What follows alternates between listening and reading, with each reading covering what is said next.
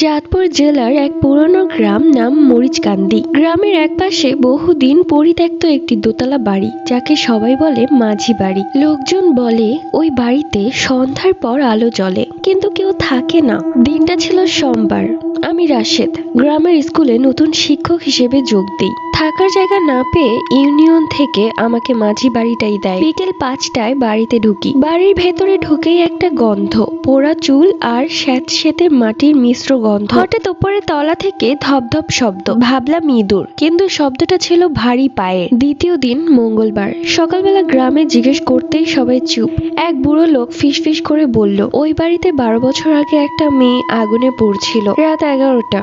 আমি ডায়েরিতে লিখছিলাম। হঠাৎ কাগজে নিজে নিজে দাগ উঠতে শুরু করলো। লেখা ফুটে উঠলো, আজ দরজা বন্ধ করিসনি। আমি দরজার দিকে তাকালাম। দরজা বন্ধ ছিল, কিন্তু ভেতর দিক থেকে তালা দেওয়া। তৃতীয় দিন বুধবার। ঘুম ভাঙে ভোর 3টা 17 মিনিটে। কেউ আমার কানের পাশে নিঃশ্বাস নিচ্ছিল। ঘাড় ঘোরাতেই দেখি পোড়া মুখ, আধা ঝুলে থাকা চুল, চোখ নেই, শুধু কালো গর্ত।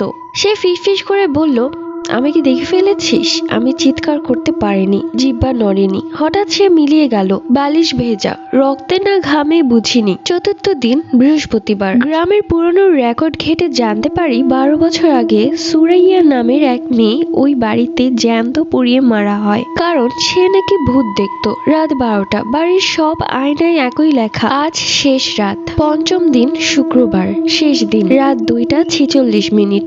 দরজায় ঠক ঠক শব্দ। দরজা খুলতেই কেউ নেই। মেঝেতে শুধু পোড়া পায়ের ছাপ, যা ধীরে ধীরে আমার ঘরের দিকেই আসছে। পেছনে ঘুরতেই দেখি সুরাইয়া আমার বিছানায় বসে। সে হাসলো। এইবার তার চোখ ছিল। সে বলল, এখন তুই এখানে থাকবি, আমি মুক্ত।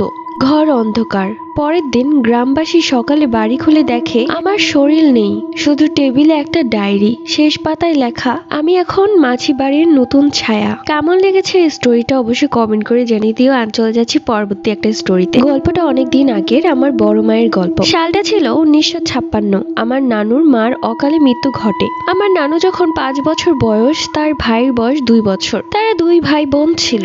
এখন তার একটা বোন হয়েছে। বোনের বয়স মাত্র 5 দিন। আপনারা সবাই জানেন যে আগে ওয়াশরুম ঘরের বাহিরে থাকতো, অনেক দূরে দূরে। ঠিক আমার বড় মার সন্তান হওয়ার 5 দিনের দিন সে রাত 3টা বাজে ওয়াশরুমে যাওয়ার জন্য ঘর থেকে বের হয়। সে ঘর থেকে বের হয়ে একটু দূরে গিয়ে যা দেখলো তা দেখার জন্য সে একদমই প্রস্তুত ছিল না। সে দেখলো এক বিশাল, একেবারে আসমান থেকে জমিন পর্যন্ত লম্বা আকারের কেউ, খুব ভয়ঙ্কর। সে প্যারানর্মাল জিনিসটা একটা ঘরে ইট মারছিল আগুনের মতো। এই ভয়ঙ্কর দৃশ্য দেখে আমার বড় মা জোরে জোরে চিৎকার দিতে শুরু করে।